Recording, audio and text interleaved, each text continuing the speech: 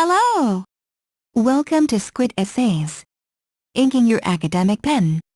My name is Julie and I will be your instructor as we read through Classroom Fiction Library featuring marginalized subject matter, Middle Eastern.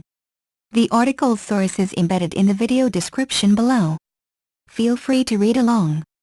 Please note that you can get a custom, plagiarism-free essay for as little as $10 a page at Squid Essays.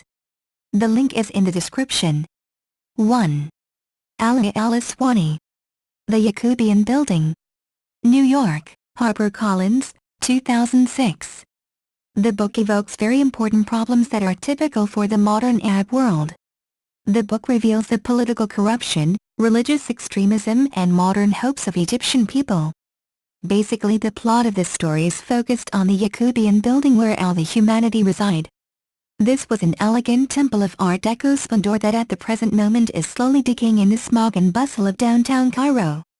The author manages to depict various layers of the modern Cairo society from a fading aristocrat and self-proclaimed scientist of women, to a devout young student feeling the irresistible pull toward fundamentalism. The author also successfully depicts a corrupt and corpulent politician that twists Quran to justify his desires.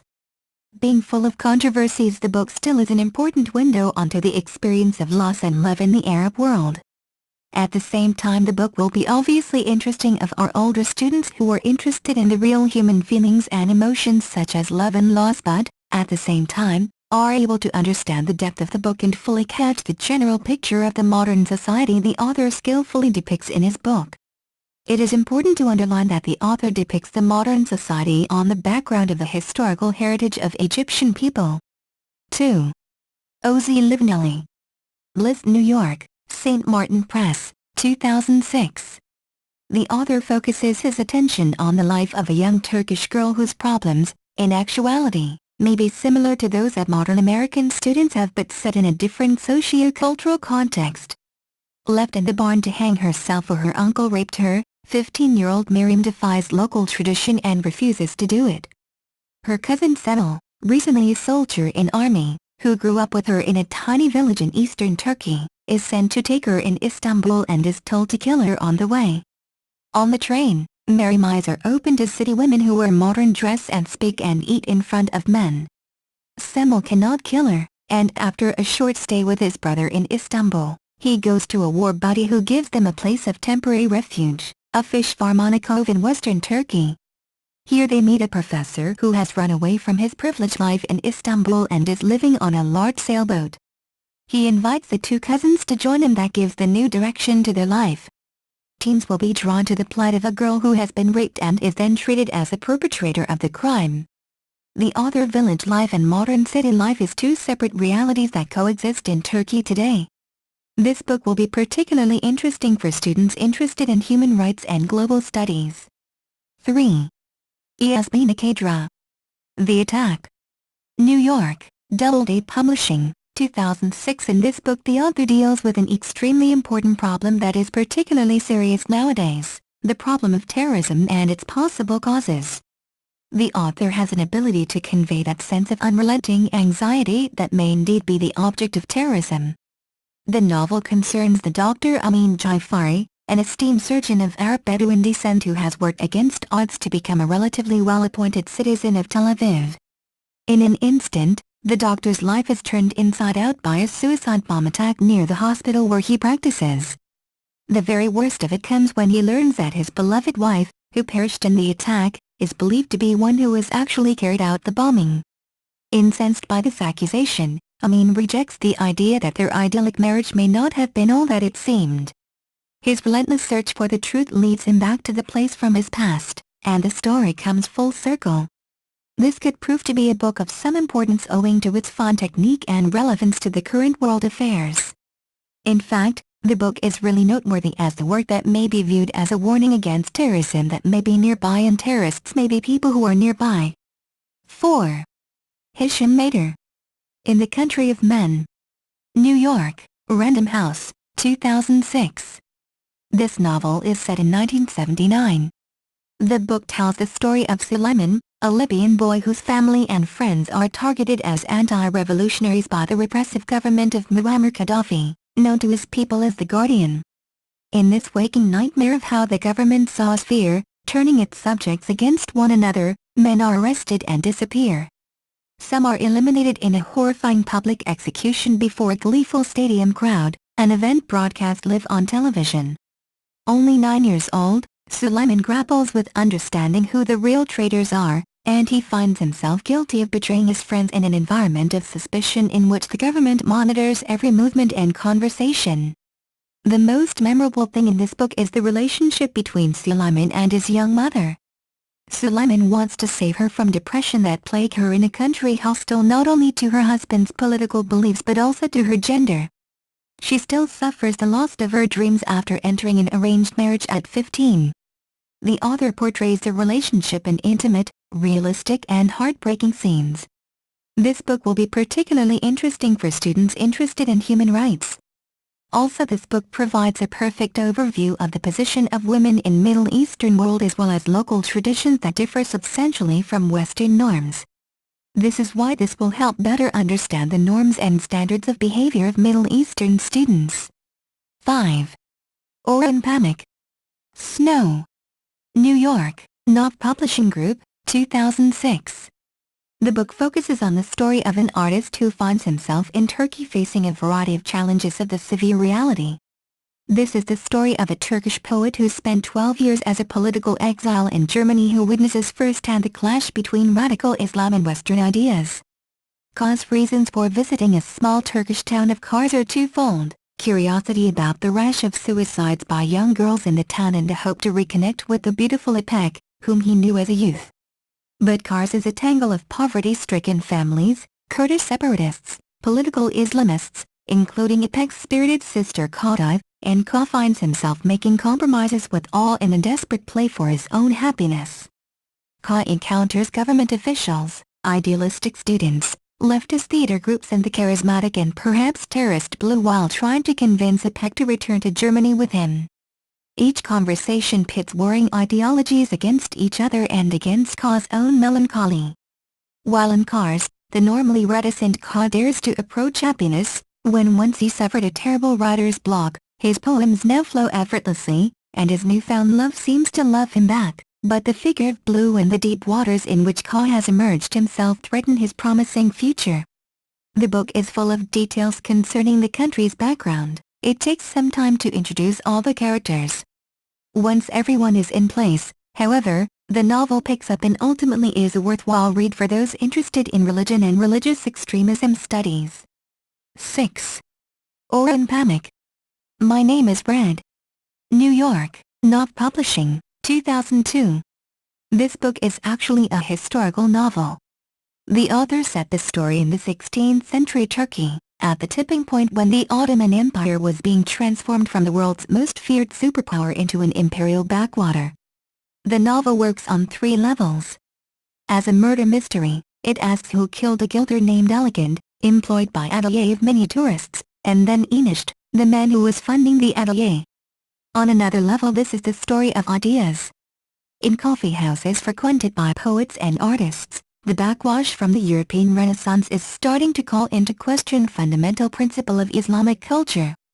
Enisht, in particular, has become enamored of the perspectival method favored by Venetian painters, and wants his artists to achieve a comparable representation of reality, rather than abiding by traditional rules of representation. The author not only immerses readers in this debate but he makes the pictures of dogs, Satan, gold coins, etc. imitating the shadow play method of traveling storytellers. His own ability to draw stunning pictures makes Istanbul as grimly vivid as Raskolnikov's St. Petersburg. On the 3rd level, this is a love story. Black, a clerk and Enisht's nephew, must win Enisht's beautiful daughter, the widowed Shekhar.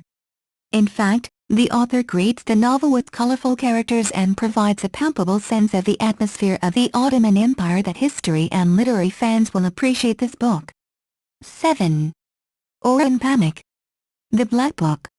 New York, Knopf Publishing Group, 2006. The book actually represents a modern mystery setting in 1990. When Galipse's wife disappears, Galip suspects she may be with her ex-husband, voluntarily or not, so he assumes a man's identity and to investigate. This book is steeped in sense and sights of Istanbul and is in fact very specific. But imagery and detail will suffice most readers to keep reading. However, it should be said that the story of attorney Galip and his missing wife, Ruya, is allowed to drag despite an interesting intrigue that has Galip is suspicious that Ruya is hiding with her half-brother, a popular journalist. Galip assumes the identity of the half-brother with unfortunate consequences. Only the stalwart will make it to the end. Obviously the book is quite complicated, but at the same time it provides readers with a profound view on the complex relationship within Turkish family and the existing system of interpersonal relationships. This will naturally help students better understand the socio-cultural reality of the modern Turkey. 8. A9AYTZ2GYS. Persepolis, The Story of a Childhood. New York, Knopf Publishing Group, 2004. The book is an autobiographical novel which is a timely and timeless story of a young girl's life under the Islamic Revolution. Descended from the last emperor of Iran, Satrapi's 9 when fundamentalist rebels overthrow the Shah. While Satrapi's radical parents and their community initially welcome the ouster, they soon learn a new brand of totalitarianism is taking over. Satrapi's art is minimal and stark yet often charming and humorous as it depicts the madness around her.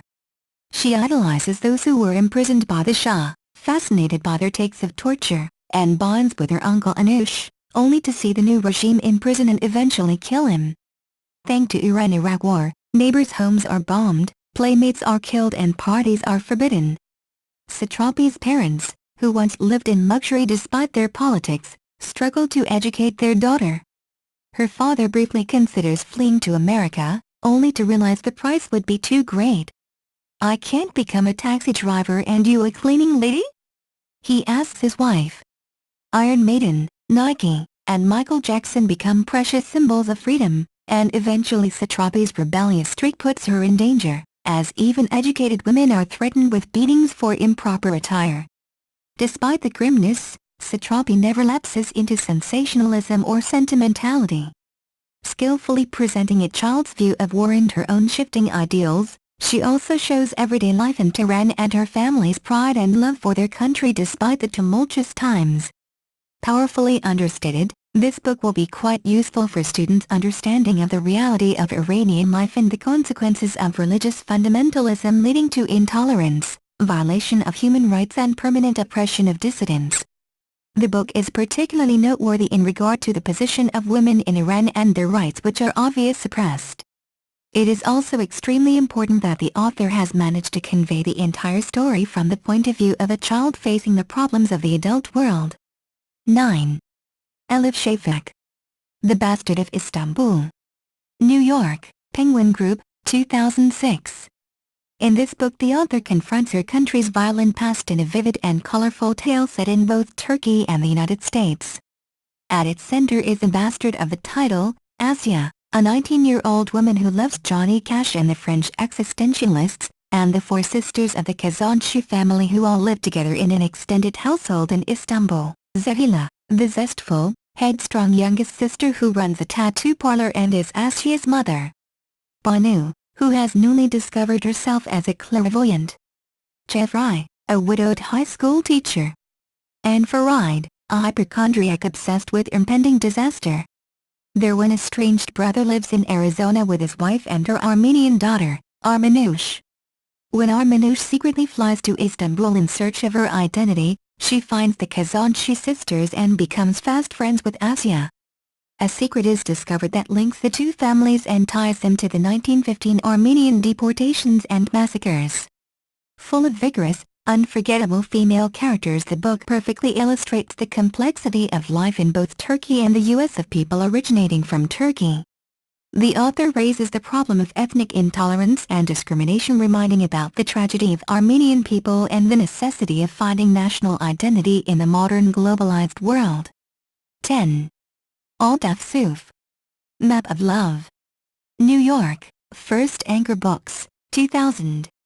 This book reveals the author's ability to combine the romantic skills of the 19th century novelist with a very modern sense of culture and politics. The main characters set in either ends of the 20th century. The main characters are 2 women that fall in love with men outside their familiar worlds.